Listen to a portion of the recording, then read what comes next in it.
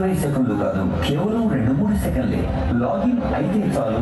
Online మార్గదర్శనంతో ప్రతి module pilot project గా చేసినటువంటి తెలియజేస్తూ ముందుగా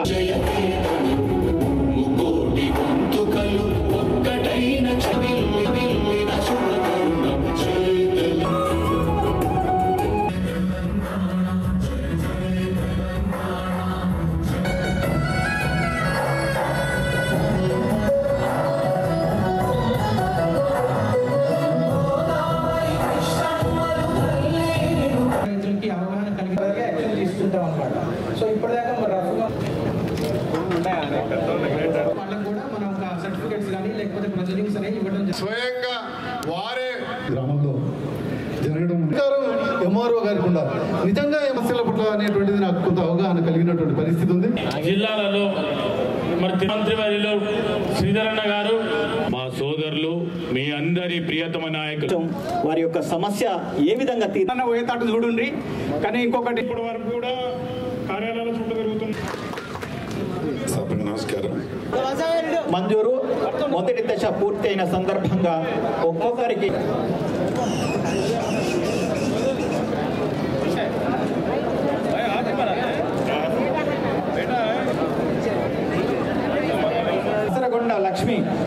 దాసరగొండ లక్ష్మి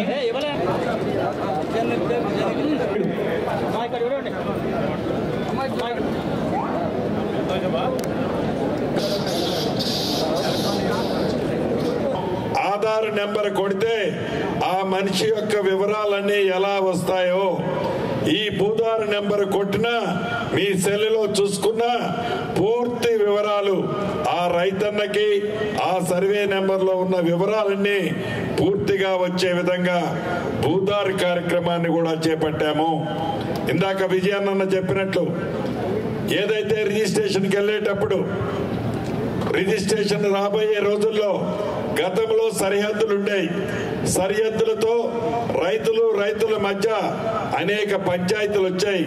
భవిష్యత్తులో అటువంటి ఇబ్బంది ఉండొద్దు అని రిజిస్ట్రేషన్ టైంలోనే ఆ భూమిని సర్వే చేసి సర్వే మ్యాప్ను కూడా అప్రూవ్ చేసి మీ పాస్బుక్ లో ఆ సర్వే మ్యాప్ను కూడా పొందుపరచడం జరిగే విధంగా ఈ చట్టంలో పేర్కొన్నాము.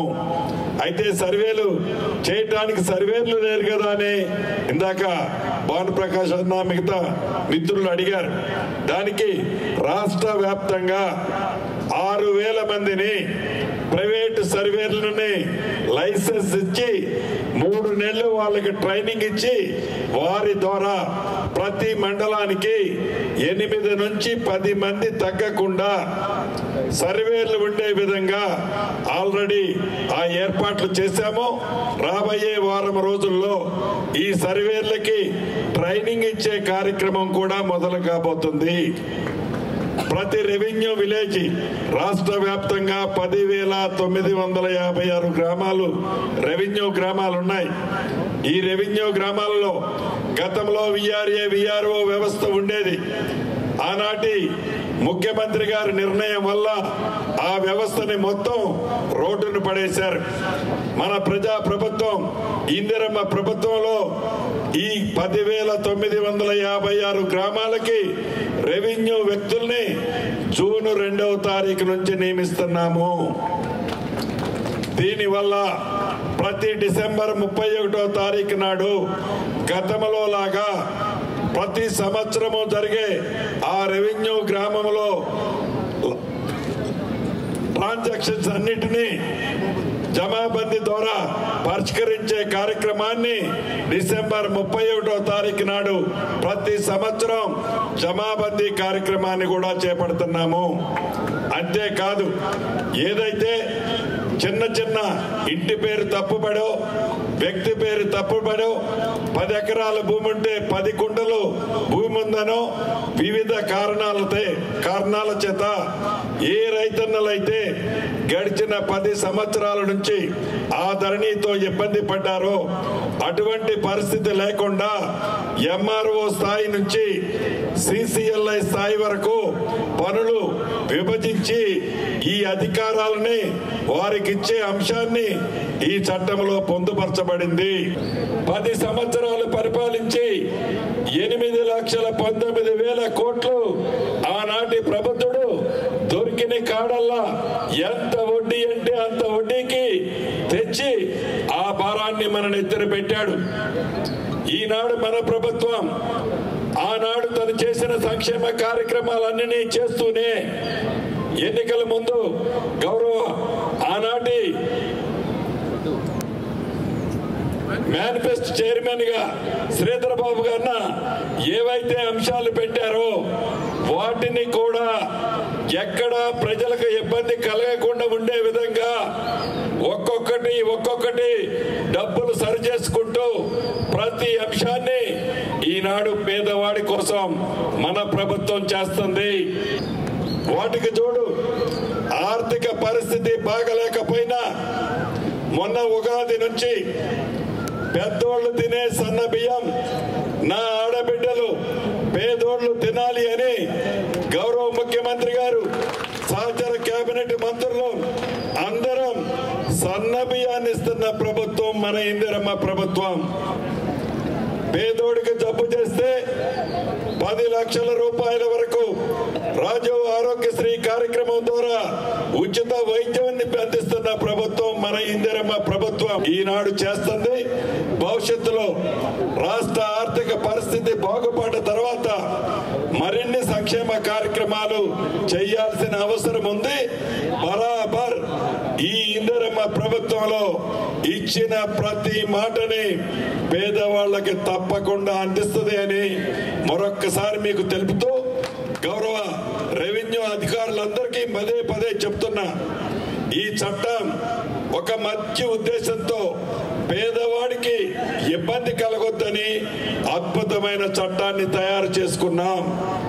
పేదవాడికి ఇబ్బంది కలగకుండా ఉండే విధంగా ఈ చట్టాన్ని వాళ్ళ చుట్టములాగా పంపించాల్సిన బాధ్యత రెవెన్యూ అధికారులుగా మీ అందరిది. కాబట్టి ఈ ప్రభుత్వానికి మంచి పేరు తెచ్చే ఈ కార్యక్రమాన్ని సక్సెస్ చేసే దాంట్లో ప్రతి ఒక్క అధికారి పాజిటివ్ గా స్పందించాలని కోరుతూ, ఒకటేమో బీజేపీ పార్టీ వాట్సాప్ యూనివర్సిటీ పెట్టింది, మీ అందరికి తెలుసు. రాష్ట్ర స్థాయిలో కేంద్ర స్థాయిలో కూడా ఒక ప్రక్కన ఇంతకుముందు మా సోదరులు చెప్పినట్టు ఆపరేషన్ సింధూర్ అనే అంశంకి వచ్చే వరకు భారతదేశ సరిహద్దుకు కానీ భారతదేశానికి సంబంధించిన పౌరులకు సంబంధించిన ఏ అంశం విషయంలో రాజకీయాలకు అతీతంగా మేము ఉంటామని కాంగ్రెస్ పార్టీకి సంబంధించిన మన నాయకుడు రాహుల్ గాంధీ గారితో పాటు ఈ రాష్ట్రానికి సంబంధించిన ముఖ్యమంత్రి గారు కానీ మన పిసిసి అధ్యక్షుల వారు కానీ నిలబడి మేమున్నా ముందుకు నడవండి అని చెప్పినాం. ఏమైంది?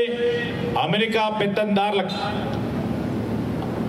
వారు ఈరోజు మన దేశానికి సంబంధించి అంశం విషయంలో వారి చొరవ చూపెట్టే విధంగా ఆలోచన చేసిండ్రు. ఇంతకుముందే సోదరులు చెప్పినట్టు ఇందిరా గాంధీ గారు నిలబడి ఏదేమైనా మేము పోరాటం చేస్తాం, మా దేశానికి ఎవరు అక్కర్లేదు, మా దేశం ప్రజానికానికి అన్ని అంగుళాల్లో సత్తా ఉంది అని ఒక అప్పుడు గొప్ప దేశంగా ఉన్న అమెరికా దేశానికి సంబంధించిన నాయకత్వాన్ని బెదిరించి ముందుకు నడిచిన వీర వనిత ఇందిరాగాంధీ గారు అని చెప్తా ఉన్నాం. ముక్కుడితోట గ్రామంలో 10 ఏళ్ళు అప్పటి ఎమ్మెల్యే ఉన్నాడు. ఒక 50 లక్షల పని ఈ గ్రామానికి చేసిందా అని చెప్పి నేను అడుగుతా ఉన్నా. హెడ్ క్వార్టర్ లో మన మండలంలో పోలీస్ స్టేషన్ ఏర్పాటు చేసుకోపోతా ఉన్నాం. ఇన్ని కార్యక్రమాలు చేస్తూ ఉంటే ఏం పని చేయనోడు పూటకోడు మాట్లాడు. ముఖ్యానికి టీవీలు వచ్చినాయి, ముఖ్యానికి వాట్సాప్లు వచ్చినాయి, ముఖ్యానికి యూట్యూబ్లు వచ్చినాయి. ఎన్ని అబద్ధాలు చెప్పినా అలా నమ్మేటోళ్ళు చెప్పి ఆ పార్టీ పుట్టకనే అది ప్రతి పుట్టకకు ఒక నక్షత్రం ఉంటుంది. నక్షత్రమే ఆ పార్టీ బీఆర్ఎస్ పార్టీ. వాళ్ళ లెక్క అబద్ధాలు ఆటోడు ఈ దేశంలో ఎవడు లేడు. ఇక మన నరేంద్ర మోడీ గురించి నేను చెప్పేది ఏం లేదు. ఇవాళ వాట్సాప్లలో యూట్యూబ్లలో చేస్తాడు. అమెరికా ఆనాడు మాట్లాడితే మన 40 ఏళ్ల కింద చనిపోయిన ఇందిరాగాంధీ గారు ఇవాళ ఏ రకంగా ఆనాడు అమెరికాను హెచ్చరించి యుద్ధం చేసిందో పార్టీ ఎన్నికల ముందు ఇదే శ్రీధర్ బాబు గారి నాయకత్వంలో మేనిఫెస్టో పెట్టి ఇవాళ పొంగులేటి గారు శ్రీనివాసరెడ్డి గారి ఆధ్వర్యంలో 3500 ఇల్లు పెద్దపల్లి నియోజకవర్గంలో ఇల్లు ఇచ్చి వాళ్ళందరికీ ఇల్లు ముగ్గులో పోయబోతా ఉన్నాం. శాఖ మాత్యులు మరియు అదేవిధంగా గౌరవమైనటువంటి రాష్ట్ర ఐటీ శాఖ మాత్యులు, గౌరవమైనటువంటి గవర్నమెంట్ అడ్వైజర్, ఈ రోజు వరకు బాబు వారి యొక్క ఆ కోరిక నెరవేరట్లేదు. దయచేసి మీరు దాన్ని ఒక సీరియస్ ఇష్యూగా తీసుకుని దాన్ని ఇంప్లిమెంట్ చేయడం ద్వారా ఈరోజు వారందరికీ కూడా వారు కూడా ఎటువంటి జీవితాన్ని గడుపుతారో మనందరికీ కూడా తెలుసు. కాబట్టి దయచేసి ఆ జర్నలిస్ట్ మిత్రులందరికీ కూడా వారు కోరుకునేటువంటి ఆ స్థలాల్ని తక్షణమే ఏర్పాటు చేసే దిశగా మీరు ప్రయత్నం వెంటనే చేయాల్సిందిగా మిమ్మల్ని ఈ సందర్భంగా విజ్ఞప్తి చేస్తూ